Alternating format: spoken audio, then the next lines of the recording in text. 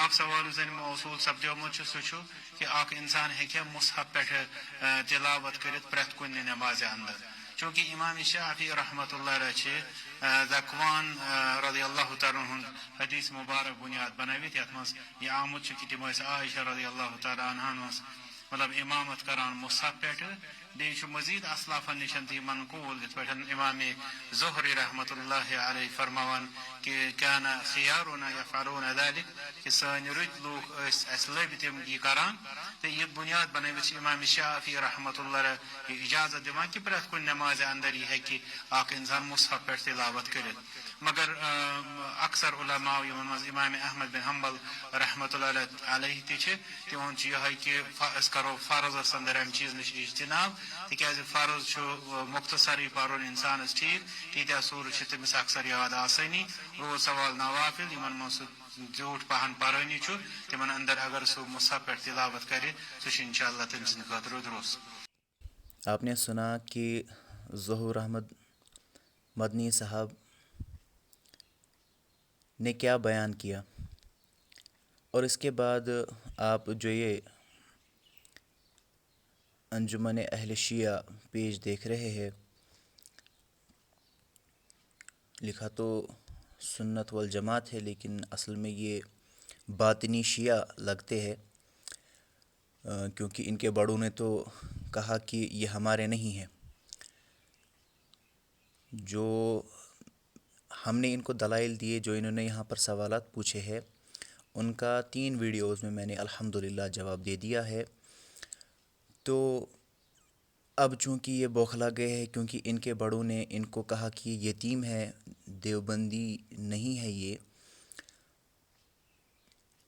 اور انہوں نے تو جس اہل حدیث لڑکے نے فون کیا تھا رحمۃ اللہ قاسمی صاحب کو،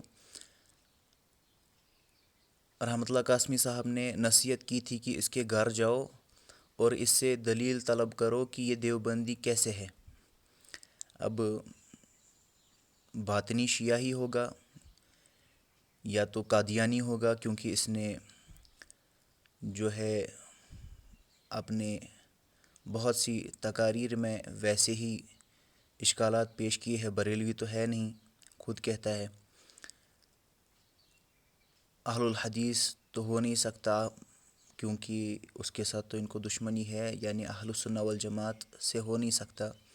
اب آخری سہارا اس کا اپنا جو جس کا یہ تکیہ کر کے نام لیتا تھا وہ تھا دیوبندی.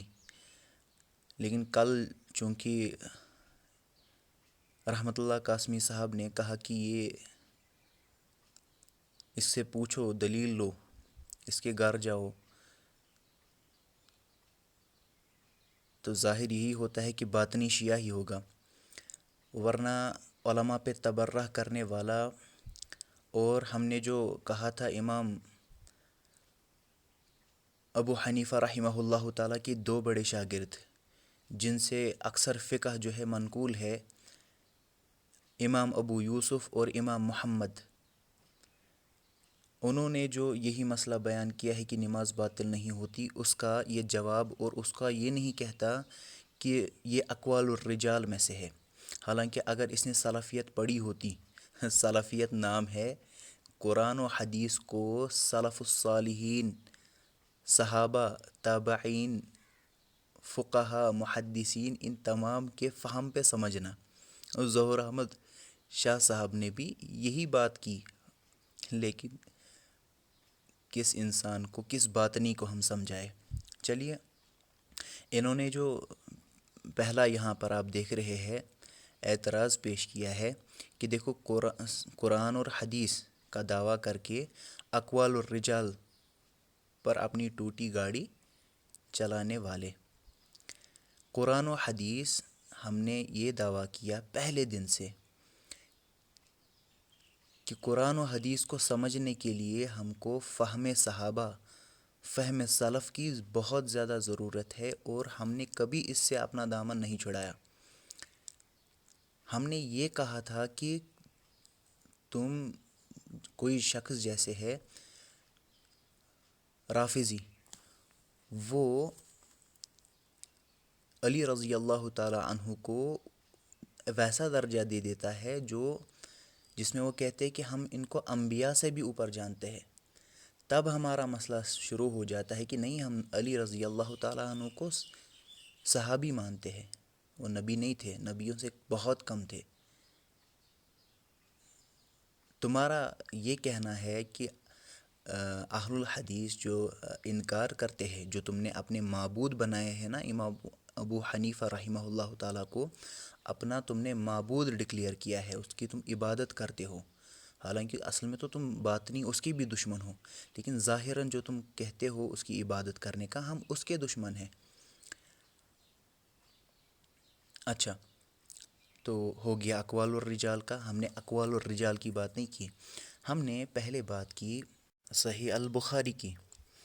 امام بخاری اپنی کتاب کے اندر حدیث نقل کرتے ہیں، اور میں اس کی وضاحت کر چکا ہوں، مرفوع متصل اور معلقات۔ مرفوع متصل جس پر امت کا اجماع ہے کہ یہ تمام کی تمام صحیح ہے، آپ ان کے بھی منکر ہے۔ لاسٹ ٹائم میں نے آڈیو ڈال دی تھی کہ مظفر قاسمی صاحب نے کہا کہ اس میں سے بھی بہت ساری جو ہے نا ضعیف احادیث ہے، متصل مرفوع۔ اور رہی معلقات کی بات، تو اس کے بارے میں نے کہا تھا کہ امام ابن حجر عسقلانی نے تمام کی سند جو ہے بیان کی ہے، وہاں پر اگر آپ اس کی سند کے بارے میں بات کرو گے، جو وہاں پر قول لکھا ہے معلق،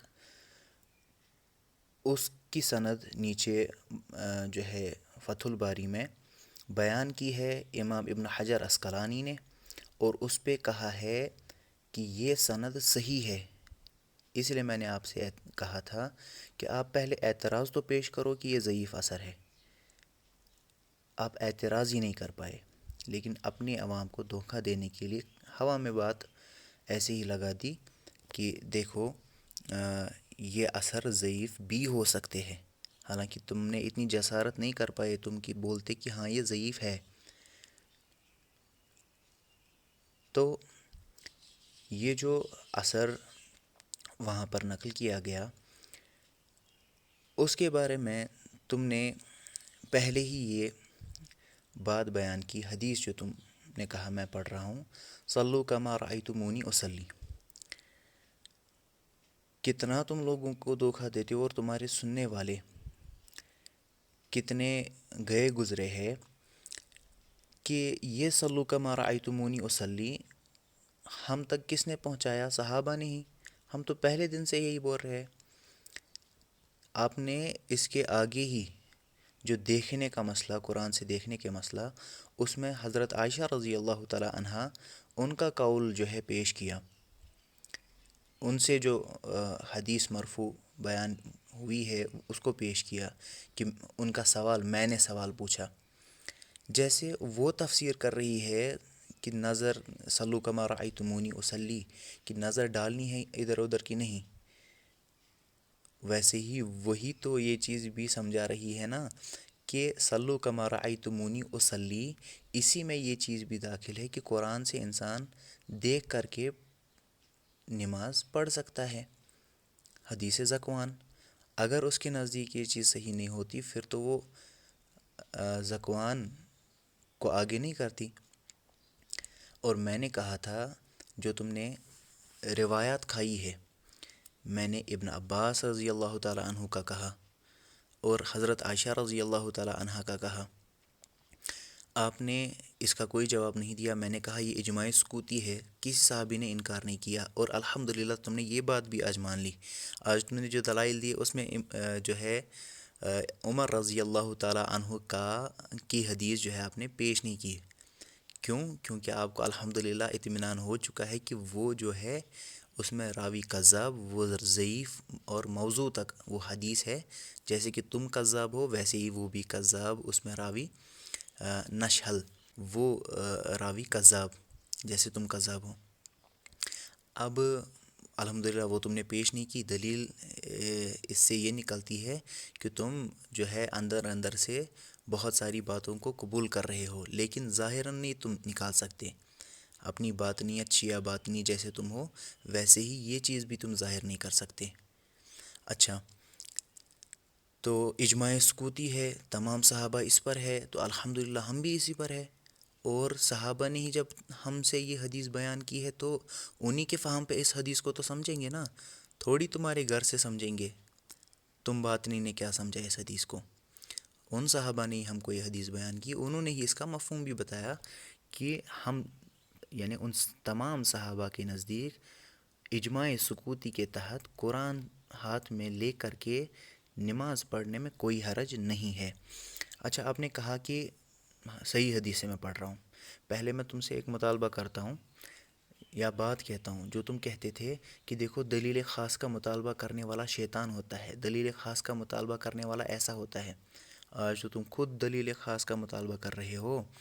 اچھا، اس کے ساتھ تم نے کہا دیکھنے سے ایسے ہوتا ہے. ارے جو صحابیہ، جو ام المؤمنین یہ بات بیان کر رہی ہے وہی تو اس کی تشریح بھی کر رہی ہے ذکوان کو آگے کر کے دیکھنے کے مسئلے میں. کیوں جو ہے اپنی ضلالت کرا رہے ہو؟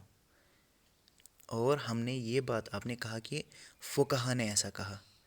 میں نے فقہا کی میں نے نام لیے تھے، امام ابو حنیفہ رحمہ اللہ، پھر ان کے دو شاگرد امام ابو یوسف اور امام محمد، پھر امام مالک، پھر امام شافعی، پھر احمد بن حنبل. ٹھیک، ان میں سے امام ابو حنیفہ کو چھوڑ کر کے باقی تمام کہتے ہیں کہ نماز میں مصحف قرآن سے دیکھ کر کے پڑھنے میں نماز باطل نہیں ہوتی.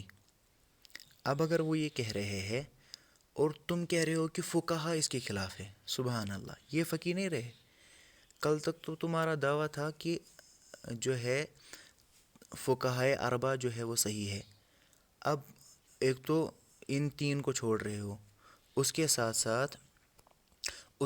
ساتھ امام محمد اور امام ابو یوسف ان کو بھی تم کہہ رہے ہو کہ یہ غلط ہے اور یہ یہودیوں کی مشابہت ہے. تم کو پتہ ہے یہودیوں کی مشابہت ہے. عائشہ رضی اللہ تعالی عنہا کو نہیں پتہ تھی، ابن عباس کو نہیں پتہ تھی کہ وہ اپنے جو ہے ایک بندے کو پیچھے رکھ کر کے اس کے ہاتھ میں مصحف دے کر کے جہاں پر بھی ابن عباس رک جاتے تھے، لقمے کی ضرورت ہوتی تھی، وہ جو ہے لقمہ اس کو دے دیتا تھا. تم کو کیا مسئلہ ہے؟ تم نعوذ باللہ والعیاذ باللہ صحابہ کو کہتے ہو کہ وہ یہودیوں سے مشابہت کرتے ہیں. باطنی شیعہ تو تم لگ ہی رہے ہو. اچھا، پھر لاسٹ میں بہت ہی مطلب نا تم اپنے جو گھر سے بندہ نکالا جاتا ہے نہ گھر کا نہ گھاٹ کا. کیوں؟ آج تم نے یہ قبول کر لیا کہ تم نے کہا شیخ البانی کا کہا اور امام ابن حزم کا کہا. حالانکہ امام ابن حزم 384 ہجری میں پیدا ہوئے ہیں اور تم نے ان دونوں کو کہا غیر مقلد. الحمدللہ، یعنی تم نے خود اقرار کر لیا اسی ویڈیو میں جو تمہارے اس انجمن اہل شیعہ پر ہے، باطنی شیعہ پر، تو اسی پر تم نے اقرار کر لیا کہ تقلید کا رد آج سے نہیں ہو رہا، تب سے ہو رہا ہے. تم نے ان دونوں کو، امام ابن حزم 384 ہجری میں ان کی ولادت ہے، تو تم نے دونوں کو غیر مقلد کہہ دیا. اس لیے کہتا ہوں نا تم جو ہے کیریکٹر میں زیادہ گھس جاتے ہو، اس لیے پھر نکل ہی نہیں پاتے اس باطنیت سے. اچھا، تو شیخ البانی کا مسئلہ اور باقی علماء اہل الحدیث کا مسئلہ، میں تم کو اس بات پہ بھی چیلنج دیتا ہوں کہ آؤ علماء اہل الحدیث جو معاصرین ہیں وہ کیا کہتے ہیں. دیکھو، تم کو جہاں پر ان کی بات جو ہے نا لینی پڑے گی وہ تم لے لو گے، باقی نہیں دیکھو گے. یہاں سے اپنے جو تمہارے بندے ہیں، مثال کے طور پر ہم نے مثال دی تھی مکی حجازی صاحب کی. اگر نفل نماز ہم پڑھ رہے ہیں تو قرآن دیکھ کے پڑھ سکتے ہیں، ہاں پڑھ سکتے ہیں. وہ کہتے ہو کہ یہ اس کی ذاتی رائے ہو سکتی ہے. شیخ البانی کا کوٹ کر رہے ہو، وہ ذاتی رائے نہیں ہو سکتی. ہم نے یہ بھی نہیں کہا.